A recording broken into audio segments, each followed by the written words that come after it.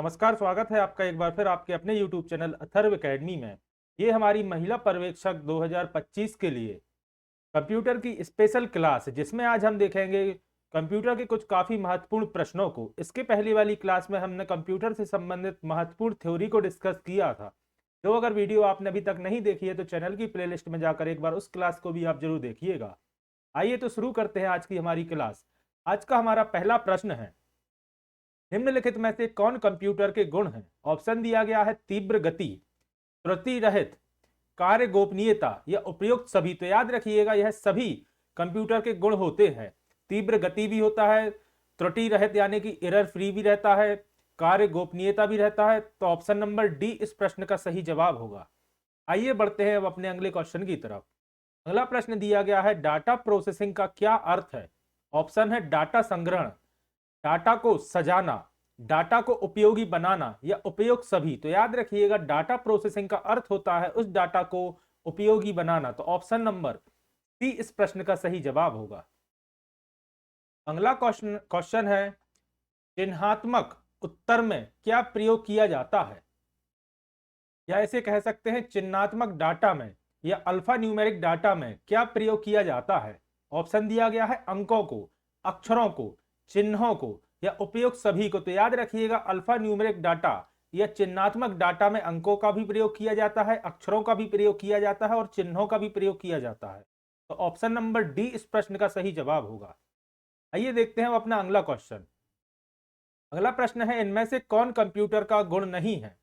Option दिया गया है जल्द निर्णय लेने की क्षमता, गोपनीयता, बुद्धिहीन और विविधता। तो याद रखिएगा बुद्धिहीनता कंप्यूटर का गुण नहीं होता। तो ऑप्शन नंबर सी इस प्रश्न का सही जवाब होगा। आप सभी जानते हैं कंप्यूटर में सोचने की क्षमता नहीं होती, इस कारण से कंप्यूटर को बुद्धिहीन कहा जाता है और बुद्धिहीनता कंप्यूटर का गुण नहीं बल्कि इसका दोष माना जाता है। तो ऑप्शन नंबर सी इस कारण से इसका सही जवाब होगा। अगला प्रश्न है, कंप्यूटर साक्षरता दिवस कब मनाया जाता है? कल की थ्योरी वाली क्लास में भी अपन ने डिस्कस किया था। तो याद रखिएगा प्रतिवर्ष 2 दिसंबर के दिन कंप्यूटर साक्षरता दिवस के रूप में मनाया जाता है, या कह सकते हैं विश्व कंप्यूटर साक्षरता दिवस के रूप में मनाया जाता है। तो याद रखिएगा 2 दिसंबर। अगला प्रश्न है, निम्न में से किस सूचना राजपथ की संज्ञा दी जाती है? किसे सूचना राजपथ की संज्ञा दी जाती है? ऑप्शन है टेलीफोन को, ईमेल को, इंटरनेट को या सेल फोन को। तो याद रखिएगा इंटरनेट को सूचना राजपथ या जिसे इंग्लिश में इंफॉर्मेशन हाईवे कहा जाता है,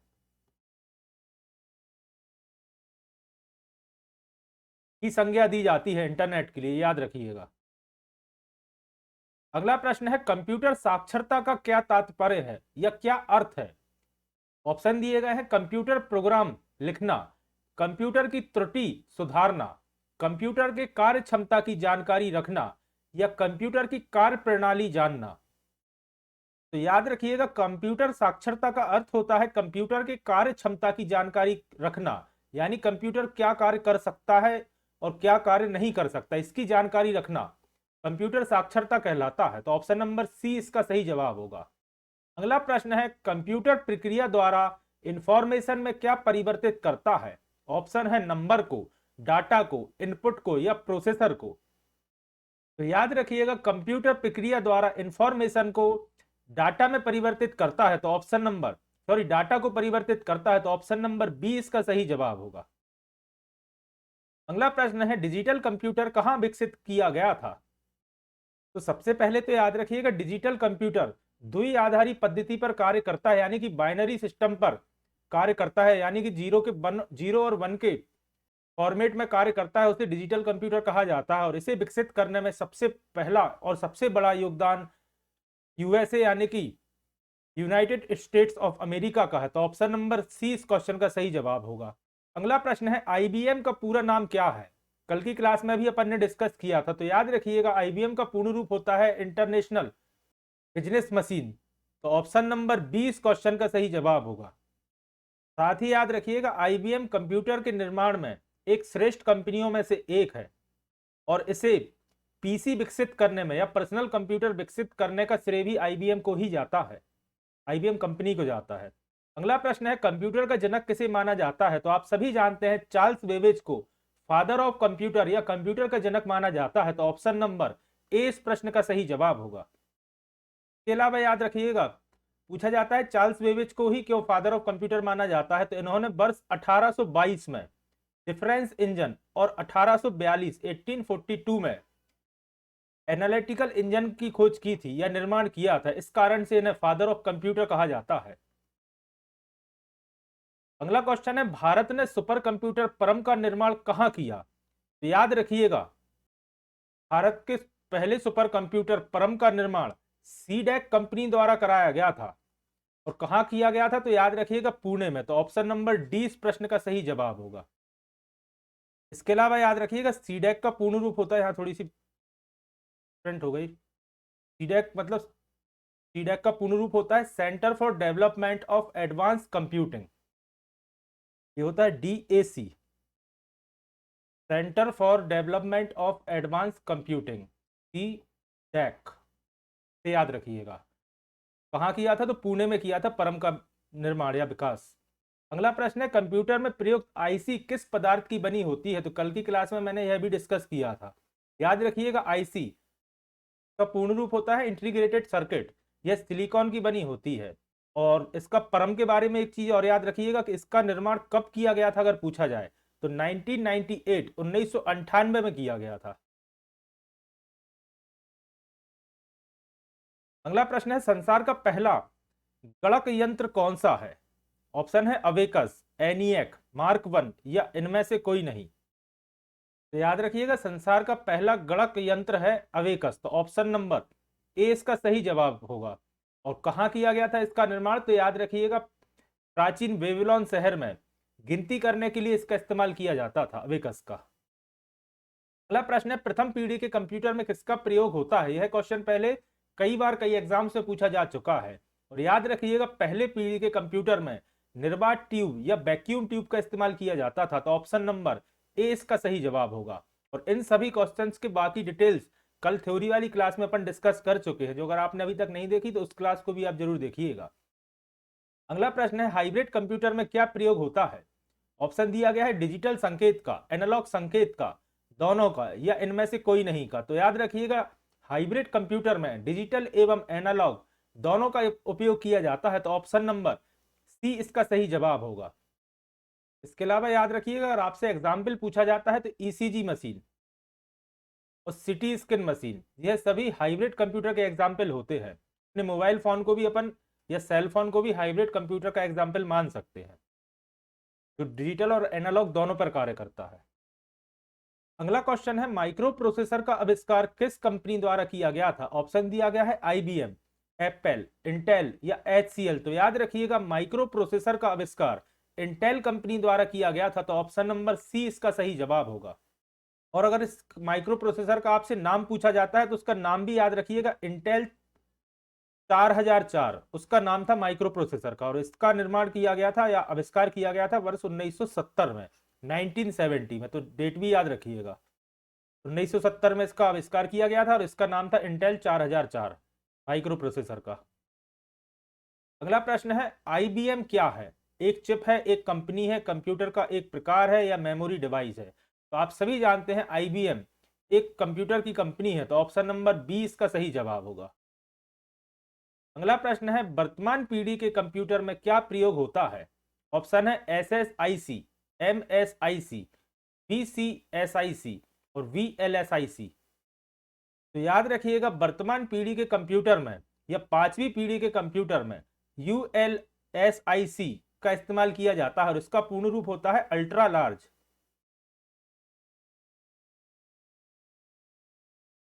scale integration chip, ultra large scale integration chip ULSIC का नाम होता है। अगला प्रश्न है, वर्तमान पीढ़ी के कंप्यूटर में किसका प्रयोग किया जा रहा है, ऑप्शन है AI, BI, CI या DI। तो आप सभी जानते हैं वर्तमान पीढ़ी के कंप्यूटर में AI यानी कि आर्टिफिशियल इंटेलिजेंस का प्रयोग किया जा रहा है, तो ऑप्शन नंबर ए प्रश्न का सही जवाब होगा। अगला प्रश्न है, घरों और व्यक्तिगत उपयोग में आने वाला PC वास्तव में क्या है, ऑप्शन है एक माइक्रो कंप्यूटर है, मिनी कंप्यूटर है, मेन फ्रेम कंप्यूटर है या सुपर कंप्यूटर है। तो याद रखिएगा पीसी या लैपटॉप यह सभी माइक्रो कंप्यूटर के एग्जाम्पल होते हैं, तो ऑप्शन नंबर ए इसका सही जवाब होगा। अगला प्रश्न है द्वि आधारी पद्धति का प्रयोग करने वाले कंप्यूटर को क्या कहते हैं। तो याद रखिएगा द्वि आधारी पद्धति यानी कि बाइनरी सिस्टम, इसे इंग्लिश में बाइनरी सिस्टम कहा जाता है, और यह डिजिटल कंप्यूटर में इस्तेमाल किया जाता है, तो ऑप्शन नंबर बी इसका सही जवाब होगा। और याद रखिएगा बाइनरी सिस्टम में 0 और 1 का प्रयोग किया जाता है। थ्योरी वाली क्लास में इस बारे में भी अपन डिस्कस कर चुके हैं। अगला प्रश्न है ब्लू जीन क्या है। एक अनुवांशिक कारक, सुपर कंप्यूटर, एक कंपनी या एक सॉफ्टवेयर। तो याद रखिएगा ब्लू जीन एक आईबीएम कंपनी द्वारा बनाया हुआ सुपर कंप्यूटर, और एक समय में यह दुनिया का सबसे तेज सुपर कंप्यूटर था। वर्तमान में फ्रंटियर सबसे तेज सुपर कंप्यूटर है, लेकिन एक समय पर ब्लू जीन जो कि आईबीएम द्वारा बनाया गया था दुनिया का सबसे तेज सुपर कंप्यूटर था। अगला प्रश्न है सर्वाधिक शक्तिशाली कौन सा कंप्यूटर होता है। Micro computer, mini computer, main frame computer या सुपर कंप्यूटर। तो आप सभी जानते हैं सुपर कंप्यूटर सबसे शक्तिशाली कंप्यूटर होता है, तो ऑप्शन नंबर डी इसका सही जवाब होगा। अगला प्रश्न है कंप्यूटर की 5वीं पीढ़ी का क्या प्रतीक है। ऑप्शन है micro processor, mini computer, micro computer या सुपर कंप्यूटर। तो याद रखिएगा वर्ष 1990 के बाद से यूएलएसआई या कई जगह आपको यूएलएसआईसी देखने को भी मिल सकता है, अल्ट्रा लार्ज स्केल इंटीग्रेशन या ultra large scale integration chip. 1990 के दशक के बाद से, इसके निर्माण के बाद से सुपर कंप्यूटर का निर्माण होना आरंभ हुआ था या इसकी रास्ता क्लियर हुई थी यूएलएसआई के निर्माण के बाद से। तो 5वीं पीढ़ी के कंप्यूटर का प्रतीक माना जाता है सुपर कंप्यूटर को। ऑप्शन नंबर डी इसका सही जवाब होगा। अगला प्रश्न है विश्व का प्रथम इलेक्ट्रॉनिक कंप्यूटर कौन सा है। ऑप्शन है एनिएक, यूनिबैक, मार्क 1 या इनमें से कोई नहीं। तो याद रखिएगा विश्व का पहला इलेक्ट्रॉनिक कंप्यूटर था एनिएक, जो कि वर्ष 1946, ईयर भी याद रखिएगा, जेपी एकर्ट और जॉन मुचली द्वारा विकसित किया गया था। डेट भी इंपॉर्टेंट है, जेपी एकर्ट और जॉन मुचली द्वारा विकसित किया गया था एनिएक। और अगर इसका पूर्ण रूप भी आपसे पूछा जाता है तो याद रखिएगा इसका पूर्ण रूप होता है इलेक्ट्रॉनिक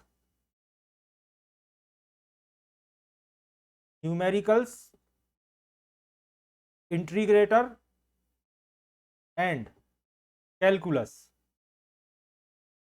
एनिएक का पूर्ण रूप होता है, तो इसे भी याद रखिएगा, जो कि पहला इलेक्ट्रॉनिक कंप्यूटर था। 1946 में जेपी एकर्ट और जॉन मुचली द्वारा इसका निर्माण किया गया था। अगला प्रश्न है इंटीग्रेटेड सर्किट चिप के विकास का श्रेय किसे जाता है, यानी कि आईसी के विकास का श्रेय किसे जाता है। ऑप्शन है चार्ल्स बेबेज को, जेएस किल्वी को, रॉबर्ट नोई को या बी और सी दोनों को। तो याद रखिएगा इंटीग्रेटेड सर्किट चिप या आईसी का निर्माण जेएस किल्वी और रॉबर्ट नोई, इन दोनों साइंटिस्ट को इसका श्रेय जाता है, तो ऑप्शन नंबर डी इसका सही जवाब होगा। और विकास कब किया गया था, इसका निर्माण या आविष्कार कब किया गया था, तो याद रखिएगा 1958, 1958 में जेएस किल्वी और रॉबर्ट नोई ने आईसी का विकास किया था या इसका निर्माण किया था। अगला प्रश्न है, और एक चीज और याद रखिएगा सिलिकॉन की बनी होती है, भी पूछा जाता है, सिलिकॉन की मुख्य रूप से बनी होती है आईसी चिप। अगला प्रश्न है निम्नलिखित में से कौन भारत में विकसित हुआ सुपर कंप्यूटर नहीं है। ऑप्शन है परम, अनुपम, पेज और विप्रो। तो याद रखिएगा विप्रो एक कंप्यूटर निर्माण की कंपनी है, जबकि परम, अनुपम और पेज यह तीनों सुपर कंप्यूटर के एग्जाम्पल है। विप्रो एक सॉफ्टवेयर कंपनी है, याद रखिएगा। इसके अलावा अगर बात की जाए परम की, तो अभी अपन ने डिस्कस किया था कि सीडेक द्वारा निर्मित सुपर कंप्यूटर है परम। अगर अनुपम की बात की जाए तो इसका निर्माण और उपयोग बार्क द्वारा किया जा रहा है, Bhabha atomic research centre BARC Anupam का इस्तेमाल कर रहा है। पेज है डीआरडीओ का सुपर कंप्यूटर, डीआरडीओ। तो यह 3 सुपर कंप्यूटर हैं और विप्रो एक सॉफ्टवेयर कंपनी है, याद रखिएगा। अगला प्रश्न है भारत में सिलिकॉन वैली कहाँ स्थित है। तो आप सभी जानते हैं बेंगलुरु शहर को भारत की सिलिकॉन वैली कहा जाता है, तो ऑप्शन नंबर सी इस प्रश्न का सही जवाब होगा। अगला प्रश्न है ट्रांजिस्टर क्या है। एक तीव्र स्विचिंग डिवाइस है, एक प्रसारण यंत्र है, एक प्रकार का कंप्यूटर है, या इनमें से कोई नहीं? तो याद रखिएगा, ट्रांजिस्टर एक तीव्र स्विचिंग डिवाइस है जो कि सेमीकंडक्टर से बना एक डिवाइस होता है। तो ऑप्शन नंबर ए इसका सही जवाब होगा, एक तीव्र स्विचिंग डिवाइस ट्रांजिस्टर। अगला प्रश्न है, सीडेक का संबंध किससे है? ऑप्शन है कंप्यूटर से, टीवी से, टेलीमैट्रिक्स से, या इनमें से कोई नहीं? तो आप सभी जानते हैं सीडेक का कंप्यूटर से संबंध है, तो ऑप्शन नंबर ए इसका सही जवाब होगा।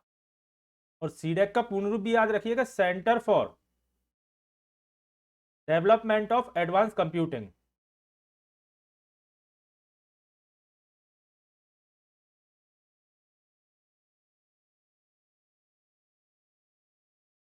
सीडेक का पूर्ण रूप होता है, कहाँ स्थित है? तो याद रखिएगा पुणे में।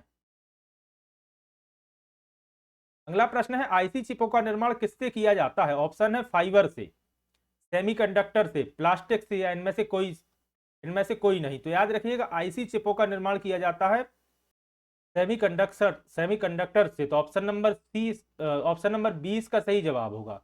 याद रखिएगा, मुख्य रूप से सिलिकॉन या फिर जर्मेनियम का इस्तेमाल किया जाता है आईसी चिप बनाने के लिए। अगला प्रश्न है, कंप्यूटर के कार्य करने का सिद्धांत क्या है? ऑप्शन है इनपुट, आउटपुट, प्रोसेस, या उपयुक्त तीनों? याद रखिएगा, उपयुक्त तीनों है कंप्यूटर के कार्य करने का सिद्धांत। इनपुट होता है, आउटपुट होता है, प्रोसेस होता है, उसके बाद स्टोरेज। अगला प्रश्न है, सेंट्रल प्रोसेसिंग यूनिट का मुख्य घटक क्या है? ऑप्शन है कंट्रोल यूनिट यानी कि CU, arithmetic logic unit ALU, primary memory, या उपयुक्त सभी? तो याद रखिएगा, सीपीयू या सेंट्रल प्रोसेसिंग यूनिट के घटक ये तीनों होते हैं, कंट्रोल यूनिट भी, अर्थमेटिक लॉजिक यूनिट भी, और प्राइमरी मेमोरी भी। तो उपयुक्त सभी इसका सही जवाब होगा, ऑप्शन नंबर डी। अगला प्रश्न है, कंप्यूटर का मस्तिष्क क्या कहलाता है? ऑप्शन है मेमोरी, हार्ड डिस्क, सीपीयू, या मॉनिटर? तो आप सभी जानते हैं कंप्यूटर का मस्तिष्क सीपीयू को कहा जाता है, तो ऑप्शन नंबर सी इस प्रश्न का सही जवाब होगा। अगला प्रश्न है, सीपीयू के कार्य क्या है? ऑप्शन है इनपुट आउटपुट डिवाइस को नियंत्रित करना, डाटा को तत्कालीन रूप से स्टोर करना, निर्देशों को पढ़ना और आदेश देना, या उपयुक्त सभी? तो याद रखिएगा, यह सभी सीपीयू के कार्य होते हैं, तो ऑप्शन नंबर डी इस प्रश्न का सही जवाब होगा। अगला प्रश्न है, इनमें से कौन सीपीयू चिप नहीं है? ऑप्शन है पेंटियम, इंटेल, सेलेरॉन, एएमडी, या डीआईसी? तो याद रखिएगा, पेंटियम, इंटेल, सेलेरॉन और एएमडी यह तीनों सीपीयू चिप हैं, लेकिन डीआईसी यानी कि इसका पूर्ण रूप होता है डिजिटल इक्विपमेंट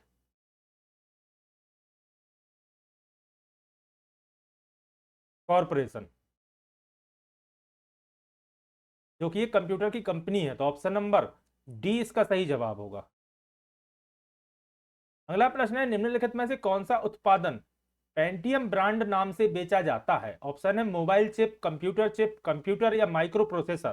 तो आप सभी जानते हैं पेंटियम ब्रांड के नाम से माइक्रो प्रोसेसर बेचे जाते हैं, तो ऑप्शन नंबर डी इस प्रश्न का सही जवाब होगा।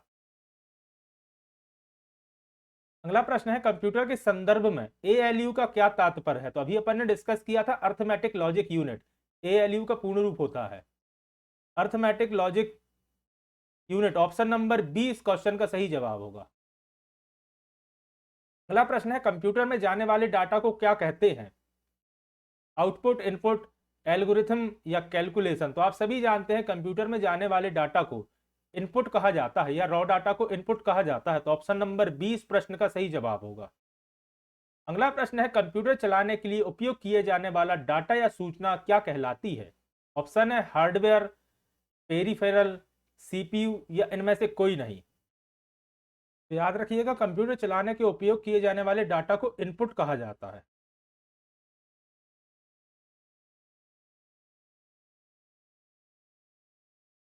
तो ऑप्शन नंबर डी इसका सही जवाब होगा, इनमें से कोई नहीं।